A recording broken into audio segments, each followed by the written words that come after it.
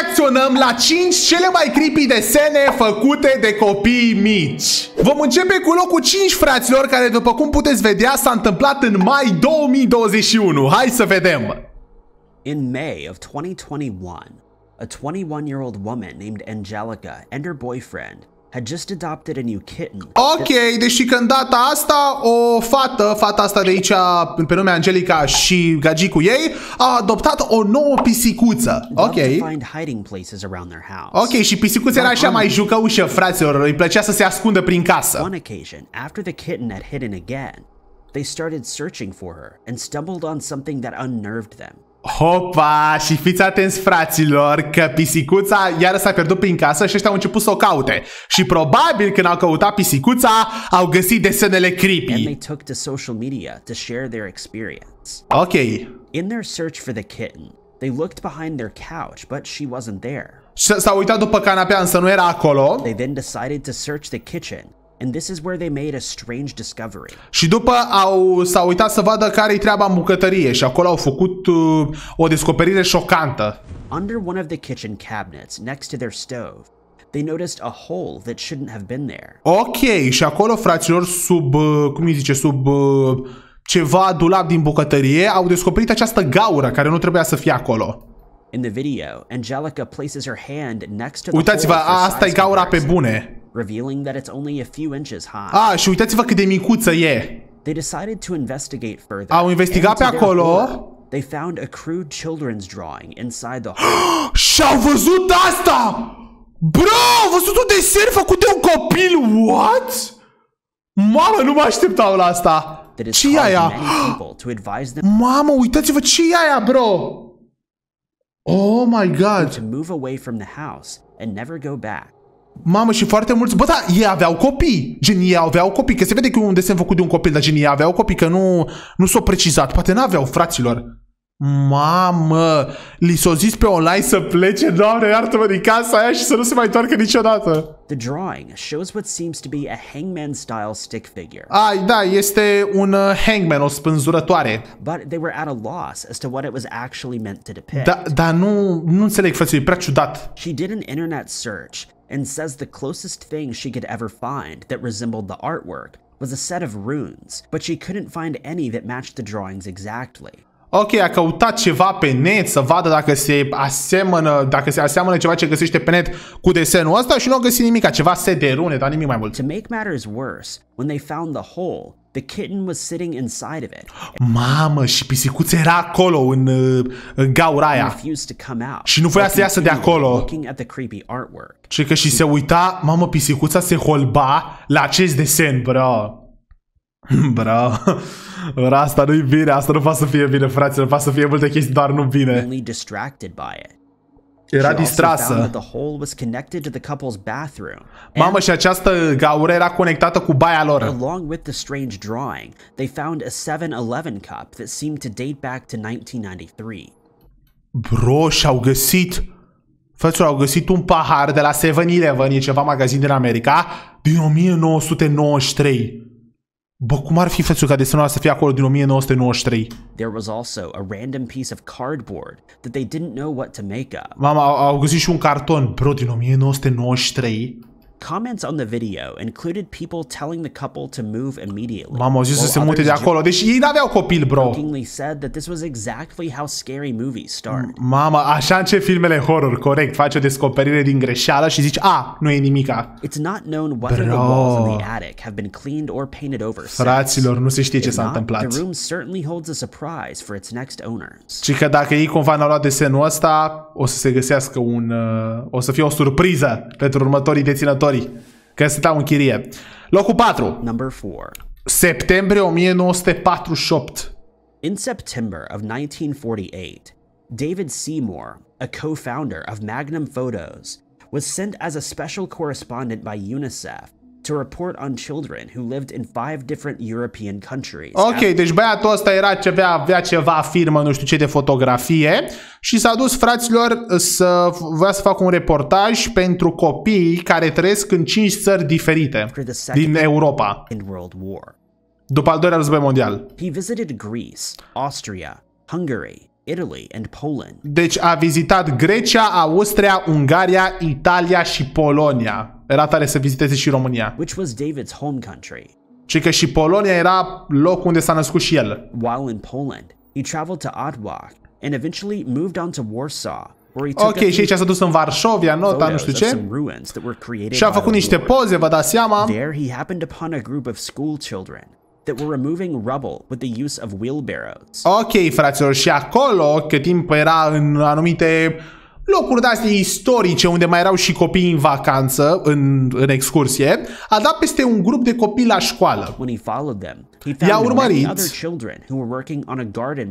Mamă, și a găsit și mai mulți copii, acolo erau mai mulți copii. Part of their occupational therapy. Here he took a now famous photo of a girl named Tereska. Și a făcut această poză, desenul lui Tereska. Tereska, sora mea, fără supărare, adică eu nu încerc să, Doamne ferește, să mă iau de tine sau ceva de genul. Dar da. He was 7 or 8 years old at the time.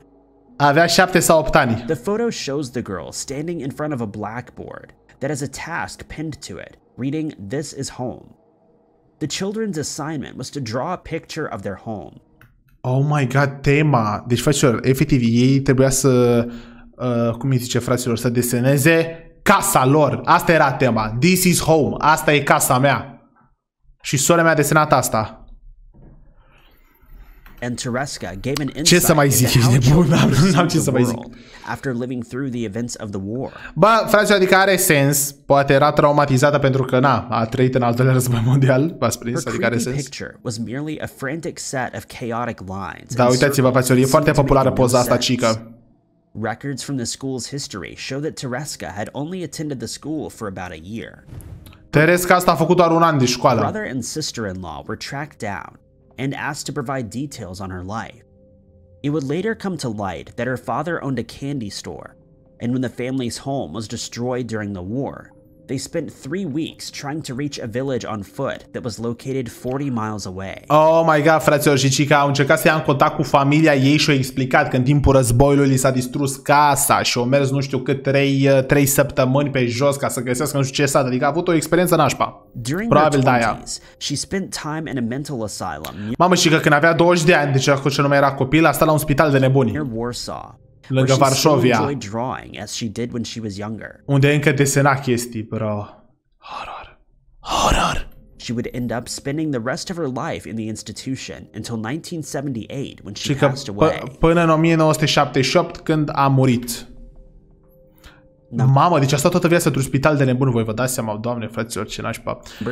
3. A Malaysian girl. A Malaysian girl who goes by the name. Mamă, sora mea, ce-ai desenat acolo, sora mea? Mel. Has acquired many followers on Twitter. A făcut foarte mulți follower pe Twitter că își postează desenele, Doamne, bro. Drawing what she calls the ghosts Mel always saw. Și aceste desene se numesc The Ghost Mel Always Saw, adică fantomele pe care Mel întotdeauna le-a văzut. She also accompanies the drawings with the description of each of the ghosts and where she saw them. Mamă, și fiecare poză de asta, fiecare desen pe care îl face, pe lângă că îl face, mai adaugă și mai multe detalii, cum ar fi o descripție a fantomelor și locul în care le-a văzut. She started drawing strange pictures when she saw a ghost in her room one night. Deci că desena chestii ciudate și la un moment dat a văzut o fantomă în camera ei. After feeling particularly stressed, după ce era stresată, a vrut să o deseneze. She then remembered all the ghosts that she had seen in the past and decided that she should draw them too. Mamă, și după și-a adus aminte că, deci sora mea nici nu era speriată, ci că și-a adus aminte că a văzut și mai multe fantome în viața ei, așa că s-a decis să facă un desen cu toate fantomele. The first picture is of a spirit that she describes as bald. Asta este Bald, îl cheamă. And adds that it peeks from an empty girl's dorm room. Mamă, și totdeauna este dintr-o cameră goală, băi, ciudatule, băi. In the drawing, the ghost seems to have pointy ears and peeks around a corner. Uitați-vă, față cum arată, are fața crăpată, are urechile nu știu cum. Menacing expression. Bra. The second, she says, is a depiction of a young boy. Asta este un young boy care o urmărea după ce și-a dat examenele. She adds, however, that she wasn't scared of the ghost. Și că nu era speriată de fantome. Since he was a good kid. Și mai ales de asta pentru că era un băiat bun, bro, e o fantomă. And that she wasn't sure why he came to her room. Și că și nu știa de ce a venit la ea în cameră. That he probably missed her. Dar probabil i-a fost dor de ea. Her third drawing is of a woman wearing a head covering, and she states that her name is Kempaka.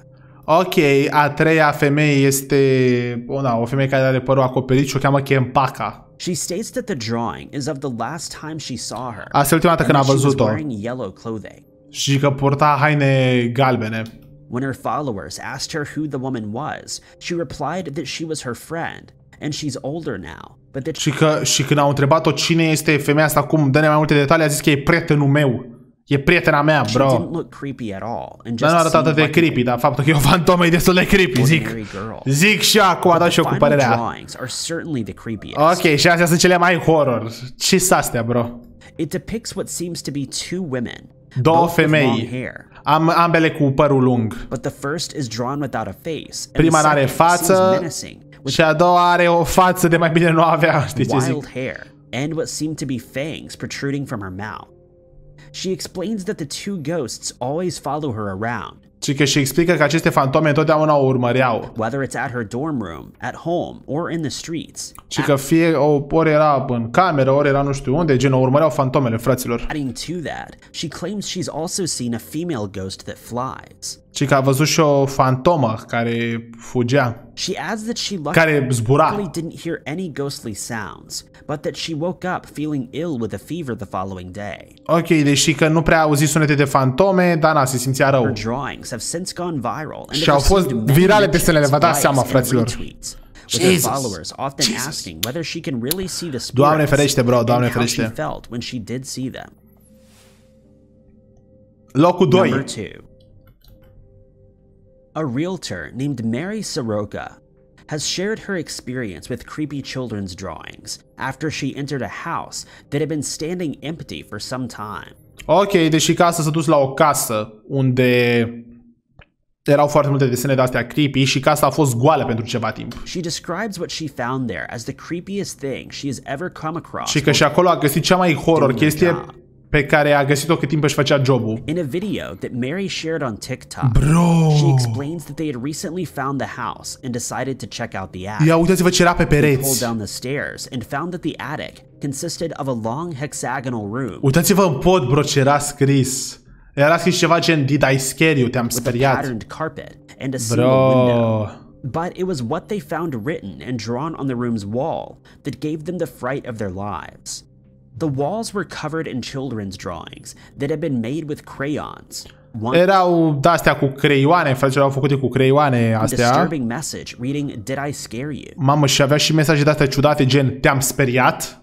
The walls were covered in lines and circles that seemed to have been drawn frantically over a drawing of what seems to be a smiling man. Mamă, și uitați-vă, și l-au făcut și pe băiatul ăsta, bro. Asta e gen The Smiling Man, știți pe The Smiling Man. Adding to the creep factor, ia, uite și pe ăsta. They also found at least 10 children's names written on the walls between the other scribblings. Ok, și erau și nume de copii, asta nu e atât de horror, copii scriu numele peste tot. Îmi amintesc eu, fraților, când mi-am luat, nu știu ce set de, când eram mai mic, mi-am luat, fraților, un set de, am dat ce zice pe el, era ceva de militarie, nu știu ce era, un cuțit de militar, un pistol, nu știu ce. Băi, și cuțitul, poate v-am mai zis povestea asta, nu știu eu, însă cuțitul era de plastic, bă, dar era de o calitate atât de proastă, încât dacă dădeam cu el pe pereți, se făcea peretele verde închis, ca și cum era un creion. Bă, și am făcut mare pe perete, fraților, nu știu ce am mai făcut, bro. Bă, ce zi! Nu știu, mai vreau să-mi aduc aminte ce mi-a făcut ai mei când au văzut că am desenat pe perete, bro, și nici nu era cu desenat, adică am desenat oribil, știi ce zic? The video also shows a tic-tac-toe game that was never completed. Tic-tac-toe! Words that were written and then scratched out. Uite, sunt cuvinte care au fost scrise și după au fost șterse, bro.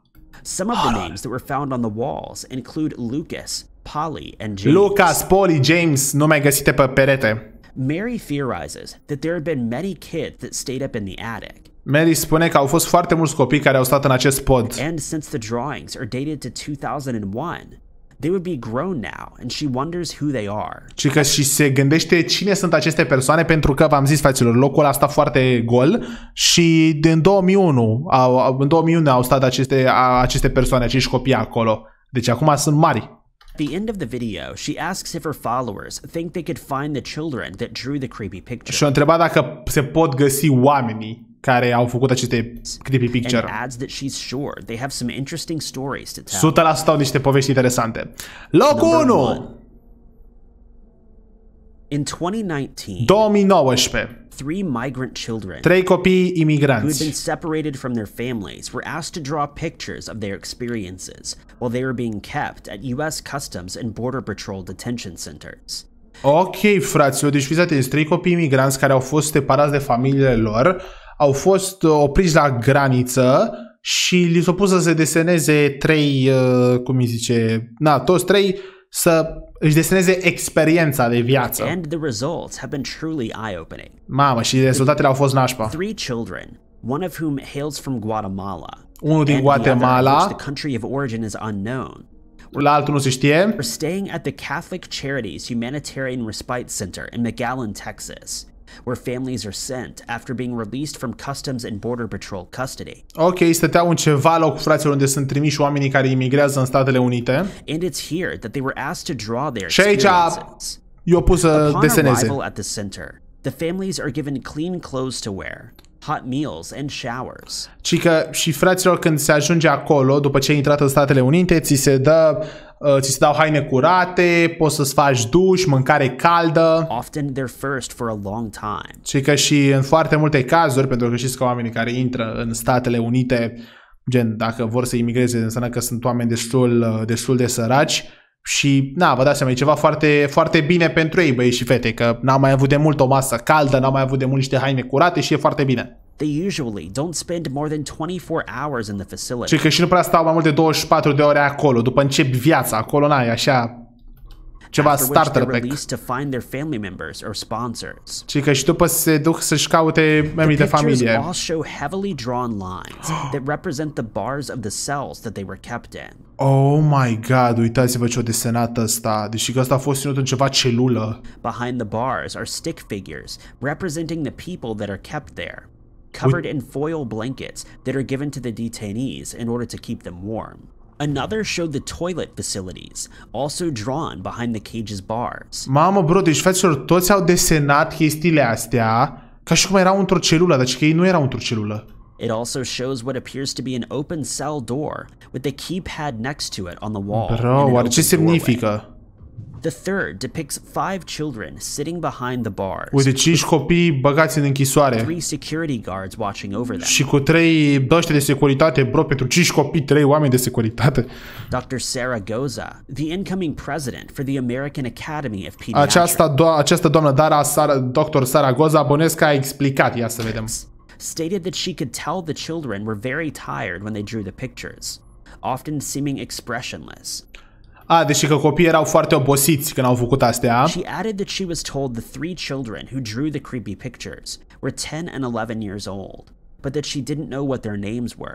Nu știa care erau numele lor, dar știu că aveau vârste între 10 și 11 ani. They were also not known to Sister Norma Pimentel, who was the executive director of the Catholic Charities of the Rio Grande Valley. Și fraților, fix ea era director în locul ăla unde s-au dus ei, dar nu prea erau cunoscuți. Who manages the respite center. The pictures have since caught the attention of various news outlets and have started to raise awareness of the difficulties that the migrants face in these situations. Da, bro, e foarte, foarte trist, fraților, adică asta nici măcar nu mai e horror, e că copiii erau traumatizați, se simțeau prost. Adds that the children at the center create many works of art and that most of them are not about the detention facilities. When they're moved from the center, they have the chance to relax and often create drawings. Ok, deci că mai mulți copii de acolo desenează, mai ales după ce ies din centru. Păi și arată ceva? The drawings have since also received interest from the Smithsonian Institution's National Museum of American History. Și la muzeu, față și aici, who had reported on the children's drawings as well as the American Academy. Față și aici ne explică, fraților, că ei au desenat chestia asta pentru că erau traumatizați. Asta chiar a fost destul de tristă. Scrieți la comentarii, băi și fete, care vi s-a părut cea mai horror. Mie, sincer, mi s-a părut cea mai horror fata aia care și-a desenat fantomele pe care le cunoaște ea și le-a postat pe Twitter.